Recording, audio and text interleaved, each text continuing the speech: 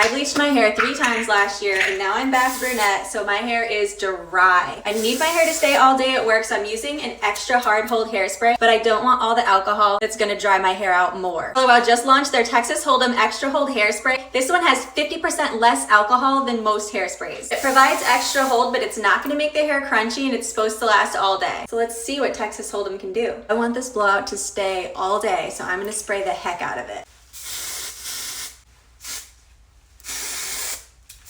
My hair normally falls flat by lunch, so I'll check in and see how we do. Okay, afternoon coffee run. That means it's time for an update.